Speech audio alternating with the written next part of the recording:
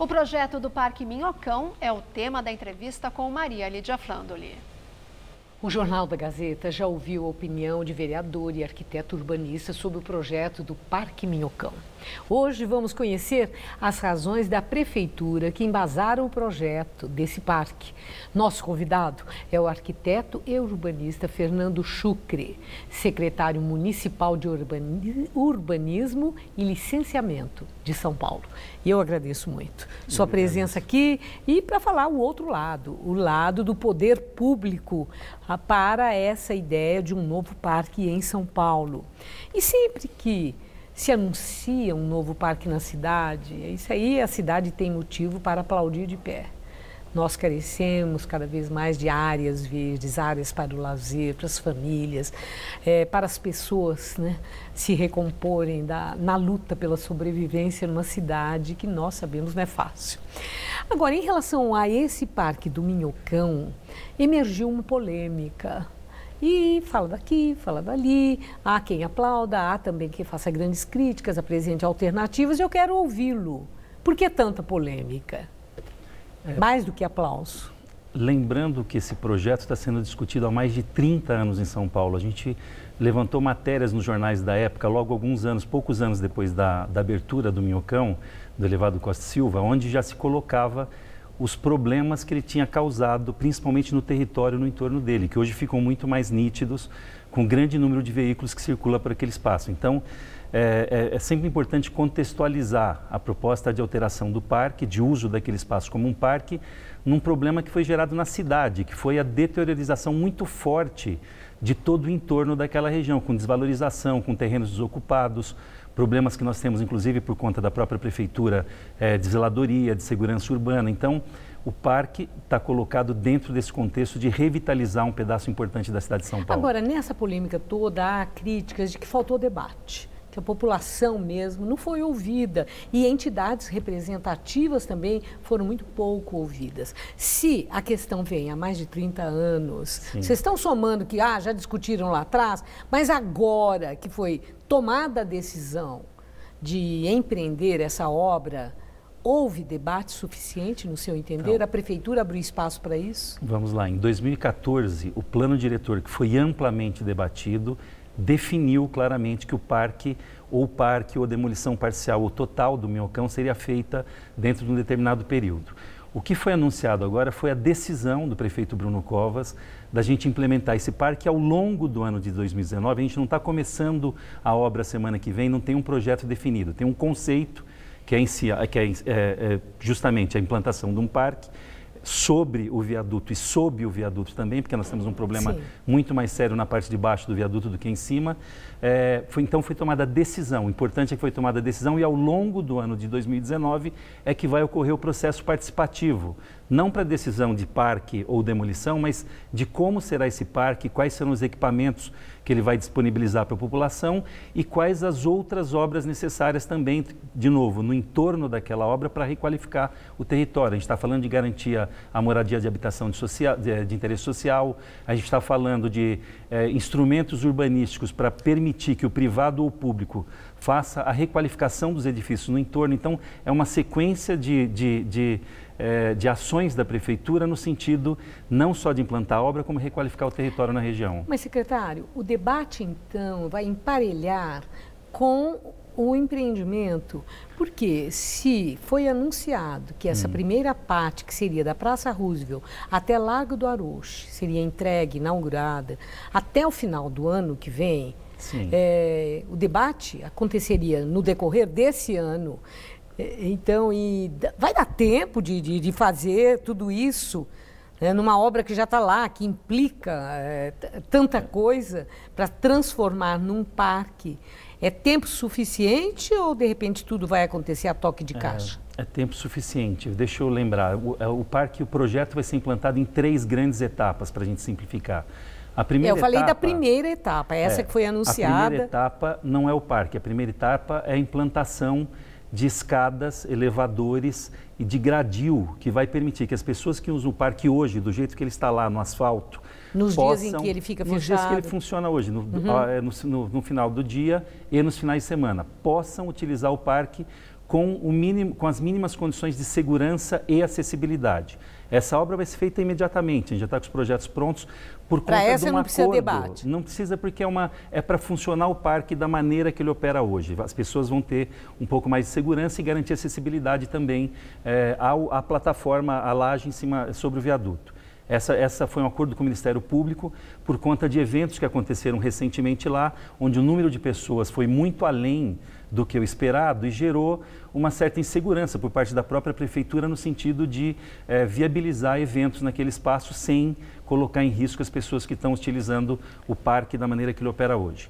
A segunda etapa, que vai acontecer em 2020, é esta etapa que ao longo de 2019 serão feitas as discussões através de conselho, através de uma operação que chama-se PIL, que é um projeto de intervenção urbana que tem um processo de participação social muito claro, estabelecido por lei e que já é amplamente conhecido da população, à medida que tem outros 17 projetos em discussão no município de São Paulo, em diversas outras regiões.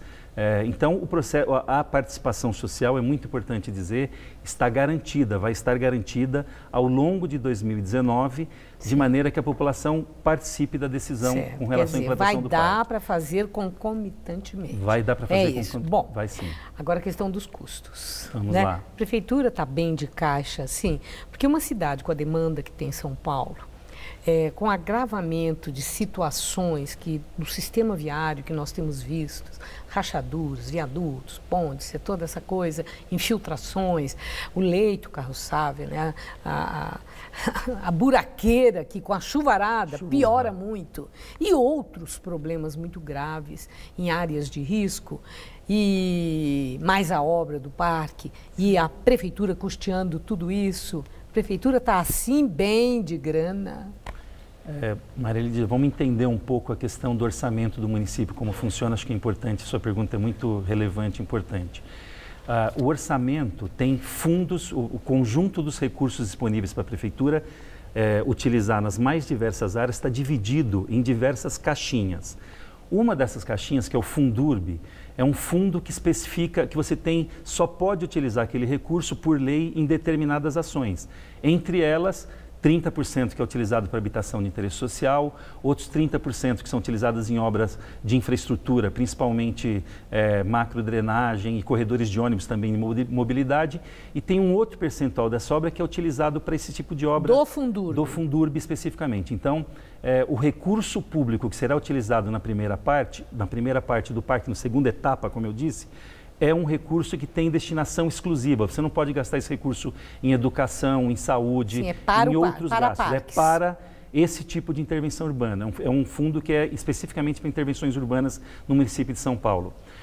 Essa primeira etapa... Mas tudo não é intervenção urbana? Não, porque por exemplo, mesmo da habitação, a regra do fundo só pode ser utilizada para desapropriação de terrenos para a produção de habitação de interesse social.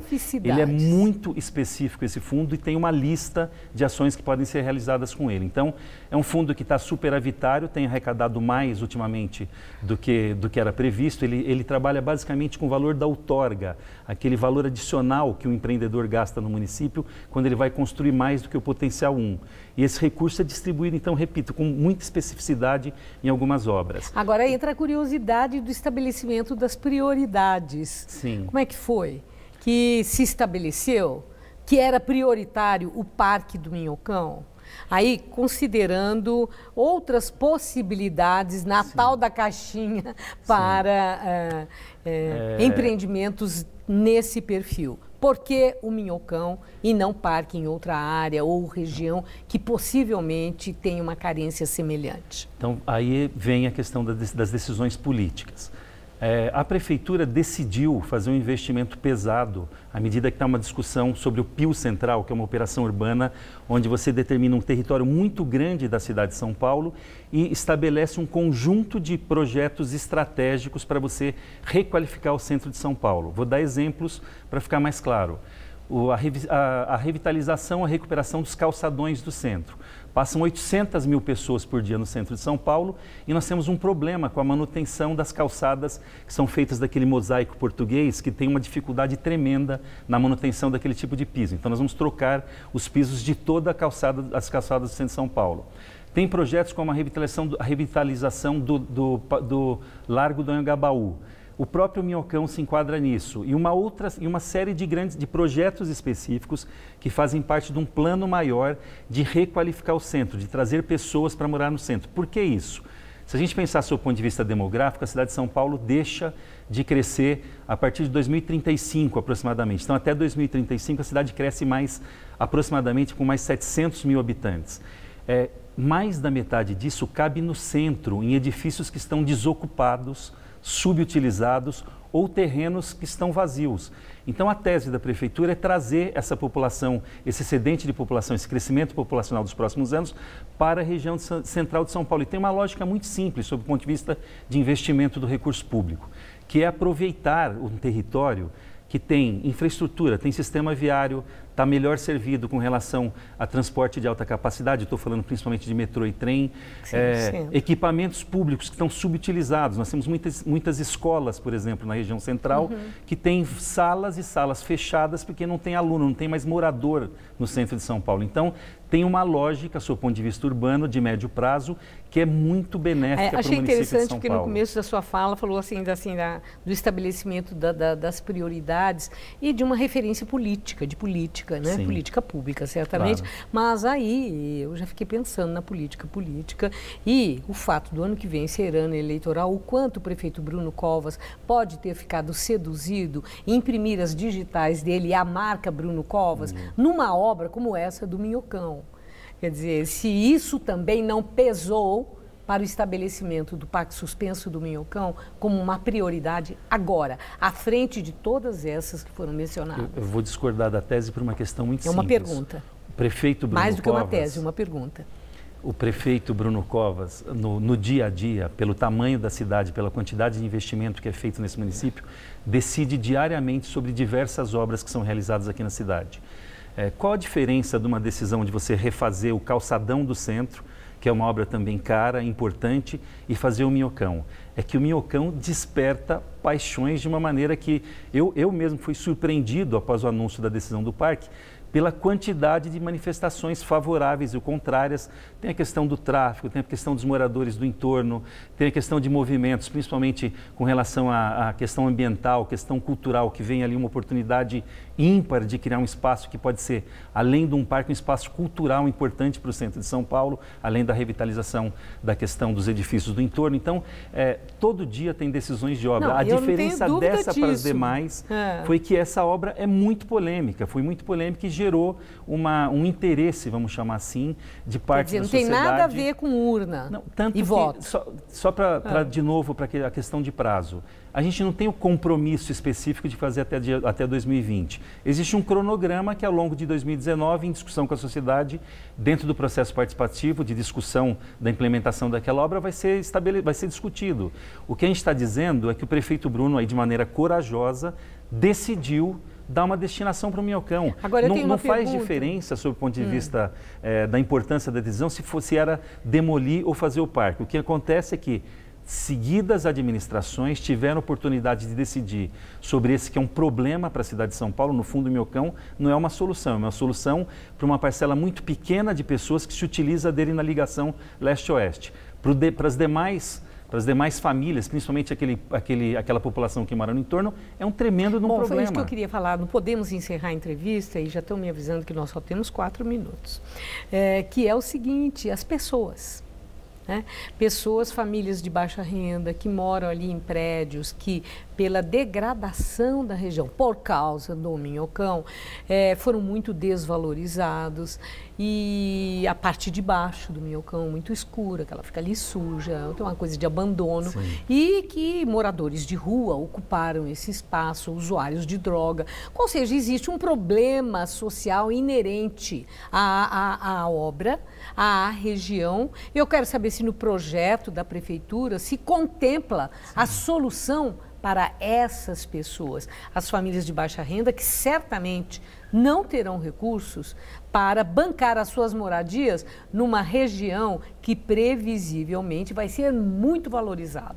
Vamos lá, então, primeiro a preocupação do prefeito foi, logo no início, foi formar um grupo que tem várias secretarias envolvidas Parte delas tem a ver com zeladoria. A gente está falando, por exemplo, de assistência social, está falando de segurança urbana e outras secretarias que têm a ver com a zeladoria daquele espaço. Melhorar a zeladoria para que, independente do parque, haja uma melhora nessa situação no entorno daquela obra, do minhocão, do jeito que ele está implantado hoje.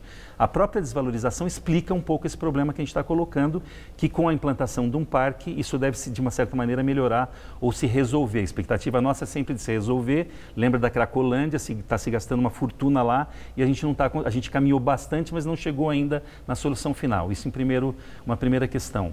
Com relação à habitação, só lembrando, eu era secretário da Habitação até 2 meses atrás. Então, eu tenho um olhar muito objetivo com relação à questão de gentrificação, como se diz, que é a expulsão de pessoas de baixa renda de áreas onde existe uma valorização muito grande por conta de qualquer tipo de investimento, como Sim. é o caso desse parque. A primeira coisa que foi feita, isso não foi agora, foi no ano passado, foi o mapeamento de todos os terrenos desocupados, cortiços e áreas que poderiam ser destinadas para habitação de interesse social de maneira a garantir a permanência dessas pessoas, mesmo após a execução do parque. Então, todos esses cuidados estão sendo tomados, é importante dizer.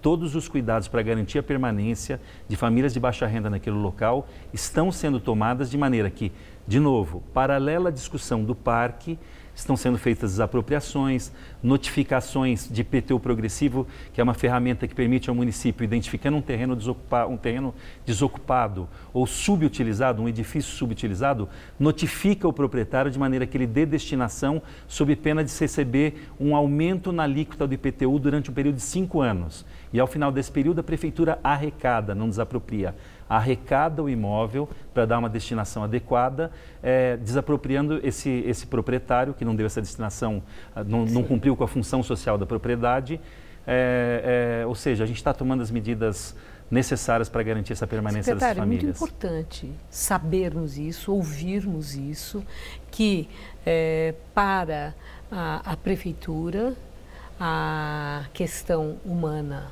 as pessoas é que estão em primeiro lugar, que as obras acontecem em função delas e que existe toda uma preocupação no sentido de gerenciar a acomodação de forma a preservar a dignidade de quem mora no entorno. Eu agradeço muito sua entrevista, seus esclarecimentos. Uma boa noite, obrigada. Boa noite. Laerte.